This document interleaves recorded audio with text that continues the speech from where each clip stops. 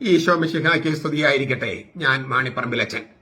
Liturgy class 86. കത്തോലിക്ക സഭയുടെ മതബോധനം 1098. ആരാധനാ സമൂഹം തങ്ങളുടെ കർത്താവിനെ കണ്ടുമുട്ടാനും ഒരുക്കമുള്ള ഒരു ജനമായി മാറാനും സ്വയം ഒരുങ്ങേണ്ടതുണ്ട്. ഹൃദയങ്ങളുടെ ഈ ഒരുക്കം എന്നത് പരിശുദ്ധാത്മാവിന്റെയും സഭയുടെയും വിശേഷിച്ച് അതിലെ ശുശ്രൂഷകരുടെയും സംയുക്തമായ പ്രവർത്തനമാണ്. വിശ്വാസം, ഹൃദയ പരിവർത്തനം, പിതൃഹൃദയത്തോടുള്ള വിശ്വസ്തത എന്നിവ ഉണർത്താനാണ് പരിശുദ്ധാത്മാവിന്റെ കൃപ താല്പര്യപ്പെടുന്നത്. ഈ മനോഭാവം ആരാധനാക്രമത്തിന്റെ ആഘോഷത്തിൽ നൽകപ്പെടുന്ന മറ്റ് അനുഗ്രഹങ്ങൾ സ്വീകരിക്കുന്നതിനും ഈ ആഘോഷം പിന്നീട് പുറപ്പെടുവിക്കാൻ ഉദ്ദേശിക്കുന്ന പുതുജീവിതത്തിന്റെ ഫലങ്ങൾക്കുമുള്ള മുൻ വ്യവസ്ഥകളാണ്. അതിന്റെ ഇംഗ്ലീഷ് കൂടി ഞാനത് വായിക്കുകയാണ്. Catechism of the Catholic church 1098. The assembly should prepare itself to encounter its Lord and to become a people well disposed. The preparation of hearts is the joint work of the Holy Spirit and the assembly, especially of its ministers. The grace of the Holy Spirit seeks to awaken faith, conversion of heart, and adherence to the Father's will. These dispositions are the precondition both for the reception of other graces conferred in the celebration itself and the fruits of new life which the celebration is intended to produce afterward. അത്ര ഗഹനമായ സംഗതികളല്ല, എങ്കിലും ഒരുപാട് കാര്യങ്ങളുണ്ട് താനും. ഈ ഹൃദയത്തിന്റെ സജീവവും ആന്തരികമായ രൂപാന്തരമില്ലാതെ ലിറ്റർജി അനുഭവവേദ്യമാകുന്നില്ല, അർത്ഥപൂർണമാകുന്നില്ല എന്നൊരാശയമാണ് ഈ ഖണ്ഡികയിൽ പറയുന്നത്. ഹൃദയത്തിന്റെ സജീവവും ആന്തരികമായ രൂപാന്തരം അതുണ്ടെങ്കിൽ ലിറ്റർജി അർത്ഥപൂർണമാകും, അനുഭവവേദ്യമാകും. ഈ രൂപാന്തരം ഉളവാക്കുന്നത് രണ്ട് പേര് ഒരുമിച്ചാണ്. ഒന്ന് പരിശുദ്ധ റൂഹ, മറ്റൊന്ന് സഭ. സഭയും പരിശുദ്ധ റൂഹയും ഒരുമിച്ചാണ് ഈ ഈ ഈ രൂപാന്തരം ഉളവാക്കുന്നത് വ്യക്തികളിൽ. ഈ രൂപാന്തരം സംഭവിച്ചാൽ പള്ളിയിലെ 4 ചുമരുകൾക്ക് പുറത്തും അതിന്റെ ഫലങ്ങൾ പുറപ്പെടുവിക്കും സത്യവിശ്വാസികൾ. അപ്പൊ അതാണ് ഇതിന്റെ ഒരു മെയിൻ പോയിന്റ്. ഇതിലൊരു ഒരു സഭാത്മകമാനം, പിന്നെ ദൈവശാസ്ത്രമാനം, അങ്ങനെ ചില കാര്യങ്ങൾ ഞാൻ സൂചിപ്പിക്കാം. ഒന്ന് അതിന്റെ സഭാത്മകമാനം, ഈ ഖണ്ഡികയിൽ പറഞ്ഞിരിക്കുന്ന ദ എക്ലേസിയൽ ഡയമെൻഷൻ. അതിനകത്ത് തന്നെ നമുക്കൊരു 3 കാര്യങ്ങൾ സൂചിപ്പിക്കാം. ഒന്ന്, ഐക്യപ്പെട്ട സമുദായമാണ് സഭ. ഐക്യപ്പെട്ട സമുദായമാണ് സഭ. The church is A unified assembly. The church is A unified assembly. സഭ എന്നത് പ്രഥമമായി ആരാധനാ സമൂഹമാണ്. വചനത്താലും കൂദാശകളാലും കൂട്ടിക്കെട്ടപ്പെട്ട ഐക്യത പ്രാപിച്ച സമുദായം. ഇത് ഞാനൊന്ന് പറയാൻ ആഗ്രഹിക്കുക. ഞാൻ പലപ്പോഴും വൈദികരുടെ പ്രസംഗങ്ങൾ കേൾക്കുമ്പോൾ ഉപദേശങ്ങളാണ് ഇപ്പോഴും, ധാർമ്മിക പ്രബോധനങ്ങളാണ് ഇപ്പോഴും. സുവിശേഷ പ്രഘോഷണമില്ല. സുവിശേഷമാണ് രക്ഷയുടെ ശക്തി എന്ന് പൗലോസിലേക്ക് പറഞ്ഞിട്ടുണ്ട്, റോമാലേഖനം 1:17. സുവിശേഷമാണ് രക്ഷയുടെ ശക്തി. പക്ഷെ സുവിശേഷം പ്രഘോഷിക്കുന്നതിന് പകരം വൈദികര് ഇങ്ങനെ നമ്പർ ഇട്ട് നിങ്ങൾ അത് ചെയ്യൂ, ഇത് ചെയ്യൂ, ഇങ്ങനെ 1 2 3 4. അതല്ല വേണ്ടതെന്ന് ഞാൻ വിചാരിക്കുന്നു. അത് ജനങ്ങൾക്കറിയാം. ഉപദേശം വേണ്ട, മറിച്ച് സുവിശേഷം പ്രഘോഷിക്കുക. അപ്പോൾ വചനം കൊടുക്കുക, വചനത്തിന് ജീവൻ വയ്ക്കുന്ന കൂദാശ കൊടുക്കുക. ഉപദേശമല്ല കൊടുക്കേണ്ടത്, വചനമാണ്. വചനം വ്യാഖ്യാനിക്കണം. അതിന്റെ ഹീബ്രും ഗ്രീക്കും ഒക്കെ അറിയണം, അതിന്റെ പശ്ചാത്തലം അറിയണം, ചരിത്രം അറിയണം, എന്നിട്ട് അതിന് ഇന്നത്തെ ദൈവശാസ്ത്രം അറിയണം. അങ്ങനെ ഇതെല്ലാം ചേർത്തിട്ട് കുർബാനയുമായിട്ട് ബന്ധപ്പെടുത്തണം. അപ്പോഴാണ് വചനം വ്യാഖ്യാനമാകുക. കുർബാനയ്ക്കിടയിൽ വചനത്തിന് ജീവൻ വയ്ക്കുന്ന നിമിഷമാണ് കൂദാശ ലിറ്റർജി. അപ്പൊ കൂദാശയും മറ്റു കുർബാനയുമായിട്ട് ബന്ധപ്പെടുത്തിയേ വചന വ്യാഖ്യാനം പള്ളിയിൽ പറ്റൂ. പക്ഷേ അത് സംഭവിക്കുന്നില്ല. കൂദാശകളാലും വചനത്താലും കൂട്ടിക്കെട്ടപ്പെട്ട ഐക്യത പ്രാപിച്ച സമുദായമാണ് ഈ സഭ എന്ന് പറയുന്നത്. അതായത് സഭയുടെ സംഘാത സ്വഭാവമാണ് വെളിപ്പെടുത്തുന്നത്. മോരും മുതിരയും പോലെ വ്യക്തികളൊന്ന്, സഭ വേറൊന്ന്, അങ്ങനെയല്ല. വ്യക്തികൾ ഒറ്റയ്ക്കൊറ്റയ്ക്ക് നിന്നാൽ സഭയാകൂല്ല. ക്രിസ്തുവിനെയാണ് നമ്മൾ സ്വീകരിക്കുന്ന കുർബാനയിൽ, ലിറ്റർജിയിൽ. ഒരേ ശരീരം, ക്രിസ്തുവിന്റെ ഒരേ ശരീരവും ഒരേ രക്തമാണ് എല്ലാവരും സ്വീകരിക്കുന്നത്. അപ്പൊ ക്രിസ്തുവിൽ ഒരൊറ്റ ശരീരമായി തീർന്നിരിക്കുന്ന ഒരു യാഥാർത്ഥ്യമാണ് സഭ. ക്രിസ്തുവിൽ എല്ലാവരും ഒറ്റയായി തീർന്നിരിക്കുന്നു, ഒറ്റക്കെട്ടായി തീർന്നിരിക്കുന്നു. ക്രിസ്തുവിൽ ഒറ്റക്കെട്ടായി തീർന്നിട്ട് പിന്നെ ഞങ്ങൾ ഒറ്റക്കെട്ടാണെന്ന് പറഞ്ഞിട്ട് വേറെ രൂപതക്കാര് ക്രിസ്തുവിനോട് ചേരാതെ മാറി നിൽക്കുന്നുണ്ട്. എന്നിട്ട് ഒറ്റക്കെട്ടെന്ന് പറഞ്ഞാൽ അത് പിശാചിന്റെ കെട്ടാണ്, അല്ലാതെ കർത്താവിന്റെ ഒറ്റക്കെട്ടല്ല. അതാണ് ഈ ഐക്യപ്പെട്ട സമുദായമാണ് സഭ. ഈ ഐക്യപ്പെടുത്തുന്ന കൂദാശ എന്ന് പറയുന്നത് ഐക്യപ്പെടുത്ത കൂദാശ എന്നത് കുർബാനയാണ്. കുർബാനയ്ക്ക് ഏകീകൃത രൂപമില്ലെങ്കിൽ സഭയിൽ ഐക്യമുണ്ടാകില്ല. ലോകത്തെ മറ്റെല്ലാ സഭകളിലും ഐക്യമുണ്ടാവുകയും സീറോ മലബാർ സഭയിൽ ഐക്യമില്ലാതിരിക്കുകയും ചെയ്യുന്നതിന് കാരണം ഓരോ രൂപതകളും ഇങ്ങനെ സ്വതന്ത്ര സഭകളെ പോലെ സൂയിയുടെ സഭകളെ പോലെയാണ് ഓരോ രൂപതയും. അങ്ങനെ പ്രവർത്തിക്കുന്നതിന് കാരണം ഏകീകൃത സ്വഭാവമുള്ള കുർബാന ഇല്ല. ഏകീകൃത കുർബാന ഉണ്ടെന്ന് പറയുന്നത് ശരി ആയിട്ടില്ല. ചില രൂപതയിൽ പിതാവിന്റെയും പുത്രന്റെയും പരിശുദ്ധാത്മാവിനെയും വെച്ച് കുർബാന തുടങ്ങുന്നു. വിശുദ്ധീകരണത്തിന്റെ ബലിയിടുമ്പോൾ സകലരും ചേർന്ന് ചെല്ലുന്നു. പാപമോചനം ജനങ്ങൾ കൊടുക്കുന്നു. പിന്നെന്തിനാ ശുശ്രൂഷ പൗരോഹിത്യം? നല്ല പ്രാർത്ഥനകളൊക്കെ ജനങ്ങളിൽ കൂടി ചെല്ലട്ടെ എന്ന് തീരുമാനിച്ചാൽ പിന്നെ എന്തിനാ വൈദികര്? നമ്മൾ പെന്തക്കോസ്ത സമുദായമാണോ? യഹോവ സാക്ഷികളാണോ? നമ്മൾ ക്രിസ്റ്റഡൽഫിൻസ് ആണോ? ഈ ദൈവസഭ എന്ന് പറഞ്ഞ് നടക്കുന്ന വേറൊരു പെന്തക്കോസ്തക്കാരുണ്ട്, അവരാണോ? നമ്മൾ പരിശുദ്ധ തിരുസഭയല്ലേ? അപ്പൊ അതിനകത്ത് ഹൈറാർക്കി ഇല്ലേ? ഇതിനകത്ത് പറഞ്ഞിട്ടുണ്ട്. ഞാൻ അതിലേക്ക് വരികയാണ്. അപ്പോ ഒരു സഭയുടെ സംഘാത സ്വഭാവം എന്ന് പറയുന്നത് ഈ വചനത്താലും കൂദാശകളും കൂട്ടിക്കെട്ടപ്പെട്ടതാണ്. വചനം വേണം അവിടെ.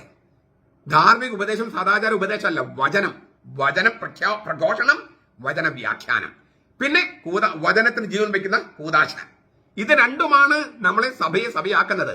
നിങ്ങൾ ചിന്തിച്ചു നോക്കിയേ, കത്തോലിക്ക സഭയിൽ കുർബാന ഇല്ലെന്ന് വിചാരിക്കുക, ലിറ്റർജി ഇല്ലെന്ന് വിചാരിക്കുക, പിന്നെ ഇതൊരു വെറും സാമൂഹിക സംഘടനയായിട്ട് മാറില്ലേ?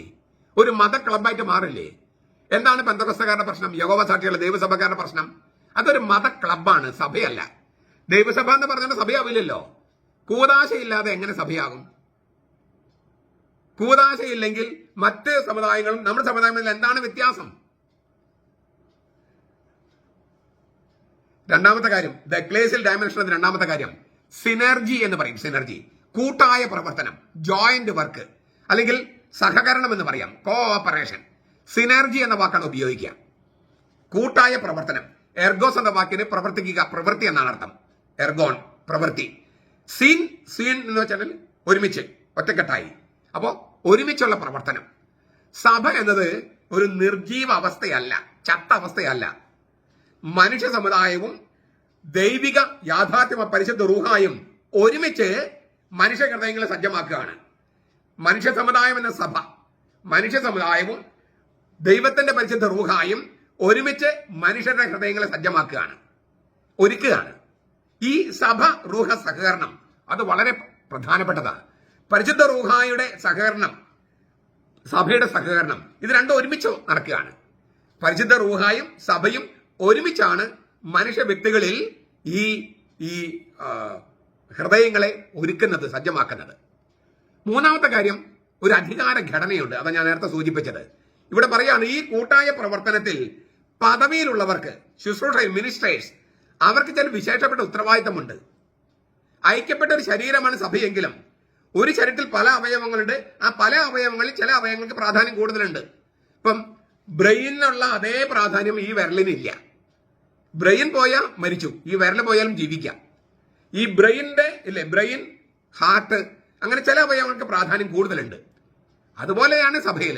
പക്ഷെ ആ ബ്രെയിൻ തന്നെ മാനസിക വട്ട് വന്നാലോ, ഈ നേതൃത്വത്തിന് ഭ്രാന്ത് പിടിച്ചാല്, ഇപ്പൊ അതാ സംഭവിച്ചിരിക്കുന്നേ. വിശുദ്ധീകരണത്തിന്റെ ബലിപീഠം എല്ലാവരും ചൊല്ലൂ.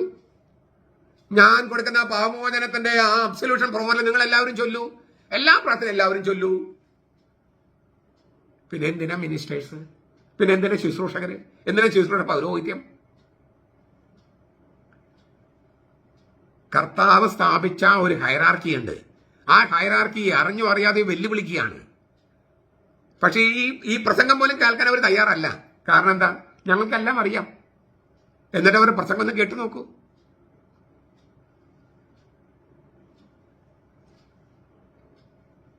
ശുശ്രൂഷകരുടെ ഉത്തരവാദിത്തം ജനങ്ങളെ നേർവഴിക്ക് നയിക്കുക എന്നുള്ളതാണ്. കർത്താവ് പറഞ്ഞതനുസരിച്ച്, നിങ്ങളുടെ ഓരോരുത്തരുടെയും മാനസിക നില അനുസരിച്ചും മനഃശാസ്ത്രം അനുസരിച്ചും ഈ സമൂഹ മാധ്യമങ്ങൾ പ്രചരിക്കുന്ന ഈ വിവിധ പ്രത്യയശാസ്ത്രങ്ങൾ അനുസരിച്ചും ഈ സഭയെ നയിച്ചാൽ ആ സഭ നശിക്കും. കർത്താവ് അതിനെ ഉയർത്തെഴുന്നേൽപ്പിക്കും, കർത്താവിന്റെ സഭയായതുകൊണ്ട്. പക്ഷേ നിങ്ങളതിനെ ശുശ്രൂഷകര്, ഇടയന്മാര് തെറ്റിപ്പോയാൽ അജഗണത്തിന് വലിയ ദോഷമുണ്ടാകും, ഡാമേജ് ഉണ്ടാകും. തീർച്ചയായിട്ടും കർത്താവ് തന്റെ സഭയെ സംരക്ഷിക്കും. പക്ഷെ ഇടയന്മാരെ, അത് മെത്രാന്മാരും വൈദികരും, ഇടയന്മാരെ നിങ്ങൾ തെറ്റായിട്ട് നയിക്കുന്നു. ഈ അധികാര ഘടനയ്ക്ക് ഒരു ഉത്തരവാദിത്തമുണ്ട്. ഉത്തരവാദിത്തം എന്ന് പറയുന്നത് കാര്യങ്ങൾ അറിഞ്ഞിട്ട് ചെയ്യാനാ. കാര്യങ്ങൾ അറിഞ്ഞിട്ട് ചെയ്യാൻ. നിങ്ങൾ തോന്നിവാസം ചെയ്യാനല്ല. ഞാനും എന്റെയും തോന്നിവാസം ചെയ്യാൻ പാടില്ല. ഇതൊക്കെയാണ് ഇതിനകത്ത് പറഞ്ഞിരിക്കുന്നത്. രണ്ട്, ഇതിപ്പോ ഞാൻ പറഞ്ഞ സഭാത്മക കാര്യങ്ങൾ. ദൈവശാസ്ത്ര ചക്രവാളം ഒരു മിക്കവാറും എല്ലാവരും നമ്മൾ കാണുന്ന സംഗതിയാണ്. ദൈവശാസ്ത്രം പറയുമ്പോൾ തൃത്വാത്മക മാനം, ട്രിനിറ്റേറിയൻ ആക്ഷൻ, പരിശുദ്ധ തൃത്വത്തിന്റെ പ്രവൃത്തി, പരിശുദ്ധ റൂഹയാണ് പ്രവർത്തിക്കുന്നതെന്ന് നമ്മൾ കണ്ടു കഴിഞ്ഞു. വിശ്വാസം, ഹൃദയപരിവർത്തനം, ദൈവഹിതത്തോടുള്ള വിധേയത്വം, ഇവ ഉളവാക്കുന്നത് പരിശുദ്ധ റൂഹയാണ്. വിശ്വാസം, ഹൃദയപരിവർത്തനം, ദൈവഹിതത്തോടുള്ള വിധേയത്വം, ഇത് നമ്മിൽ ഉളവാക്കുന്നത് പരിശുദ്ധ റൂഹയാണ്. ദൈവപിതാവിന്റെ ഹിതത്തോടുള്ള, ഇഷ്ടത്തോടുള്ള, ചിത്തത്തോടുള്ള വിശ്വസ്തത പുലർത്തുകയാണ് പരിശുദ്ധ റൂഹ ഇങ്ങനെ ചെയ്യുന്നതിന്റെ ലക്ഷ്യം.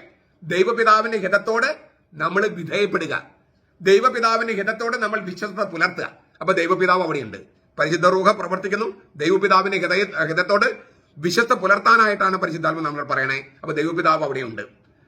3, ക്രിസ്തുവുമായുള്ളൊരു കൂടിക്കാഴ്ചയാണ് ലിറ്റർജി. പുത്രൻ തമ്പുരാനുള്ള കൂടിക്കാഴ്ചയിലൂടെയാണ് ഈ പറഞ്ഞ വിശ്വാസം, ഹൃദയപരിവർത്തനം, ദൈവഹിതമുള്ള വിധേയത്തൊക്കെ സംഭവിക്കുക. പുത്രൻ തമ്പുരാനുള്ള കൂടിക്കാഴ്ച. അപ്പോൾ പരിശുദ്ധ റൂഹ പ്രവർത്തിക്കുന്നു. ദൈവപിതാവിന്റെ ഹിതത്തുള്ള വിശ്വസ്തത, പുത്രൻ തമ്പുരാനുമായുള്ള കൂടിക്കാഴ്ച, ദൈവശാസ്ത്രം. അതിന്റെ കൂട്ടത്തിൽ കൃപയുടെ അനിവാര്യത, ദ നെസസിറ്റി ഓഫ് ഗ്രേസ്. മാനുഷിക പ്രവർത്തികൾ കൊണ്ട് മാത്രം യഥാർത്ഥ ആധ്യാത്മികം ഉണ്ടാകില്ല. പരിശുദ്ധ റൂഹയുടെ കൃപയാണ് വിശ്വാസത്തെ ഉദ്ദീപിക്കുന്നത്, അത് ഉണ്ടാകണം. നമ്മൾ പലപ്പോഴും കേൾക്കുന്ന സംഗതിയാണ്, നമ്മൾ ഈ മോട്ടിവേഷണൽ സ്പീച്ച് ഒക്കെ കേട്ടില്ലേ, നിങ്ങൾക്ക് പറ്റും, നിങ്ങൾക്ക് പറ്റും, നിങ്ങൾ സൽപ്രവർത്തികൾ ചെയ്താൽ മതി, നിങ്ങൾക്ക് മതം വേണ്ട, മതം മാനുഷികമായ മനുഷ്യരുണ്ടാക്കിയതാണ്. അച്ഛന്മാരെ ഗ്രൂപ്പിൽ ഞാൻ എത്രയോ പ്രാവശ്യം കേട്ടിരിക്കുന്നു, മതം മനുഷ്യരുണ്ടാക്കിയതാണ്. അവർക്ക് ബൈബിൾ വല്ലതും അറിയോ? തിരുവചനം വല്ലതും അറിയോ? യെശയ്യായുടെ പുസ്തകം 11-ാമത്തെ അധ്യായം അറിയോ? ദൈവം എങ്ങനെ സൃഷ്ടിച്ചെന്നറിയോ? ഈ മോട്ടിവേഷൻ സ്പീച്ച് അവിടെ ഇവിടെയും കാണുന്ന ഈ പോപ്പുലാരിറ്റിക്ക് വേണ്ടിയുള്ളതൊക്കെ അച്ഛന്മാരെ ഗ്രൂപ്പിൽ ഇട്ടിട്ട് മതം മനുഷ്യ സൃഷ്ടിയാണെന്നും പറഞ്ഞ് അച്ഛന്മാരും നടക്കുക. എന്താ ഉത്തരം പറയുക? ചങ്ങലയ്ക്ക് ഭ്രാന്ത് പിടിച്ചാൽ എന്ന് പറയില്ലേ, അതാണ് അവസ്ഥ. നമ്മുടെ ചങ്ങലയ്ക്ക് ഭ്രാന്ത് പിടിച്ചിരിക്കുകയാണ്. അവരെ നേർവഴിക്ക് നയിക്കാൻ ആ ഗ്രൂപ്പിലുള്ള മെത്രാന്മാരും ശ്രമിക്കുന്നില്ല. അവർക്കൊന്നും നോക്കാൻ നേരമുണ്ടോ എന്ന് അറിഞ്ഞുകൂടാ. അത് മോണിറ്റർ ചെയ്യാനായിട്ട് ദൈവശാസ്ത്രന്മാരെ വെക്കണമെന്നാണ് എൻ്റെ അഭിപ്രായം. പാഷാണ്ഡതയാണ് മിക്ക വൈദിക ഗ്രൂപ്പിലും പ്രചരിക്കുന്നത്. പാഷാണ്ഡത, അവിടെ ഇവിടെയും കാണുന്നതും കേൾക്കുന്നതുമായ മോട്ടിവേഷൻ സംഗതികളൊക്കെ, അതിന് ചിലപ്പോൾ അന്ധമായ സൈക്കോളജി. ബൈബിൾ അവിടെ ഇല്ല, ദൈവശാസ്ത്രം അവിടെ ഇല്ല. ബൈബിൾ ഏതാണ്ട് തീരെ പൊട്ടന്മാർ എഴുതിയതാണ്, പണ്ട് കാലത്ത് ആരോ ബോധമല്ലാണ്ട് എഴുതിയതാണ് മട്ടിലാണ് അച്ഛന്മാരിയ്ക്കണേ. ബൈബിൾ പറഞ്ഞത് വിശ്വസിക്കണ്ട, ഈ മോട്ടിവേഷൻ സ്പീക്കേഴ്സ് പറഞ്ഞത് വിശ്വസിച്ചാൽ മതി.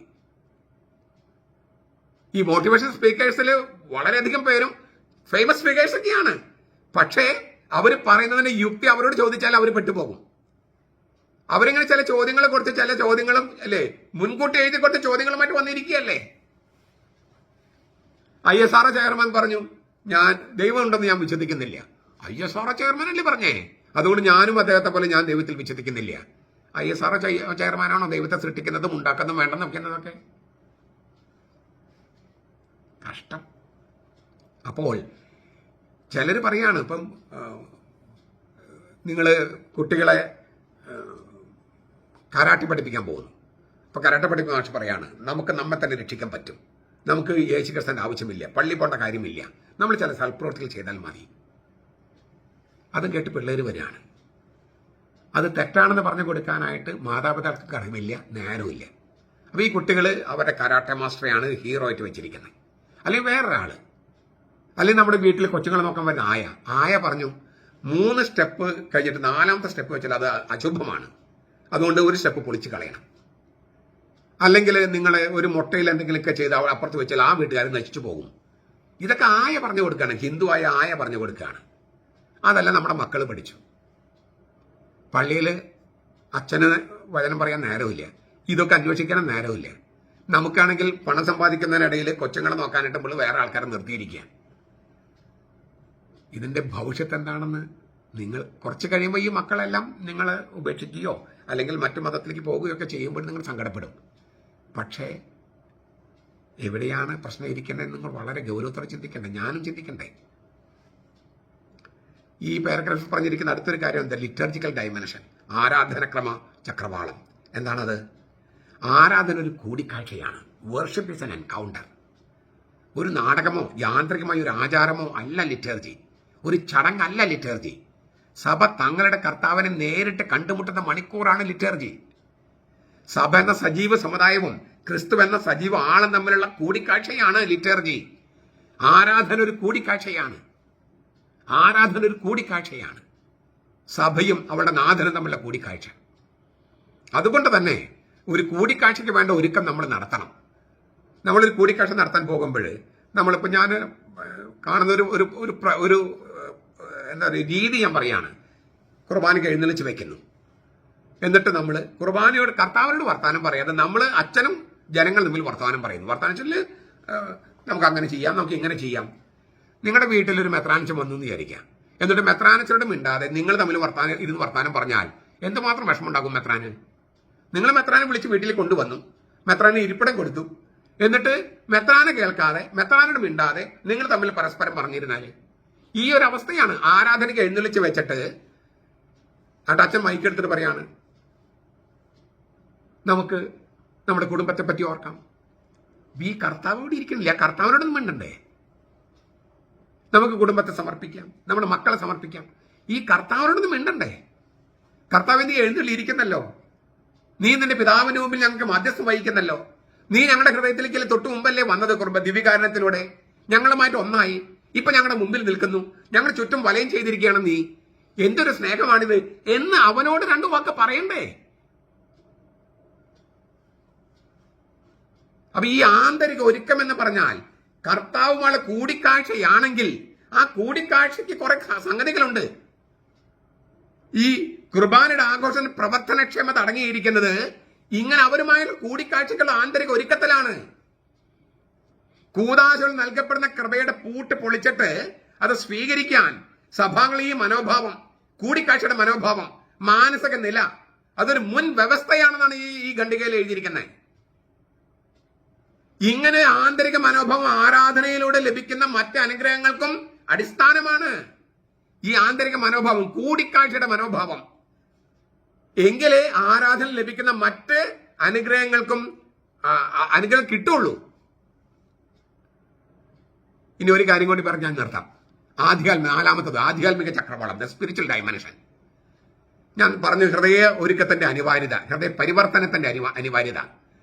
കർത്താവുമായി കൂടിക്കാഴ്ച നടത്താൻ എല്ലാവരും ഒരുങ്ങണം, മനസ്സുകൊണ്ട് ഒരുങ്ങണം. മനസ്സുകൊണ്ട് ഒരുങ്ങുന്നത് എങ്ങനെയാ? ഒന്ന് തിരുവചനം വായിക്കുക, പിന്നെ കുറെ അല്പനേരം ധ്യാനിക്കുക, മൗനത്തിലായിരിക്കുക. യഥാർത്ഥ ആധ്യാത്മികതയ്ക്ക് നൈരന്തര്യമുള്ള മാനസാന്തരം വേണമെന്ന് പറയാ. എന്താണ് ഈ നൈരന്തര്യമായ മാനസാന്തരം? കോൺവേർഷൻ എന്നാണ് ഇംഗ്ലീഷിൽ. കോൺവേർഷൻ, കോൺ എന്ന് വെച്ചാൽ തിരിയ. ഓരോ ഘട്ടത്തിലും കർത്താവിലേക്ക് തിരിഞ്ഞിട്ട് കർത്താവ് എന്ന് പറയുന്നു. ഓരോ നിമിഷം കർത്താവിലേക്ക് തിരിയുന്നതാണ് മാനസാന്തരം. പാപത്തിൽ നിന്ന് പിന്തിരിയുന്നത് മാത്രമല്ല മാനസാന്തരം. എന്ത് കാര്യം ചെയ്യുമ്പോഴും കർത്താവിലേക്ക് തിരിഞ്ഞിട്ട് കർത്താവെ നിന്റെ അഭിപ്രായം എന്ത്, നിന്റെ നിലപാട് എന്ത്, അങ്ങനെ അവനോട് ചർച്ച ചെയ്യുന്നതാണ് ഈ കൂടിക്കാഴ്ച. നിരന്തരമായ കൂടിക്കാഴ്ച വചനത്തിലൂടെ ഉണ്ടായാൽ കൂദാശയിൽ, ലിറ്റർജിയിൽ കൂടിക്കാഴ്ച നടക്കും. ഇതാണ് ഒരുക്കം, ഇതാണ് ആന്തരിക ഒരുക്കം. ഇങ്ങനെ കൂടിക്കാഴ്ച വചനത്തിലൂടെ കൂടിക്കാഴ്ച നടത്തിയാലേ, നിരന്തരമായി കൂടിക്കാഴ്ച നടത്തിയാലേ, നിരന്തരമായ സ്ഥായിയായ എപ്പോഴും ഉണ്ടാകുന്ന മാനസാന്തരം, ദൈവത്തിലേക്കുള്ള തിരിച്ചിൽ ഉണ്ടായാലേ കൂദാശയിൽ കർത്താവുമായി കൂടിക്കാഴ്ച നടക്കൂ. അപ്പോൾ ഈ പള്ളിക്ക് പുറത്തും ഇതിന്റെ പ്രതിഫലനം ഉണ്ടാകും.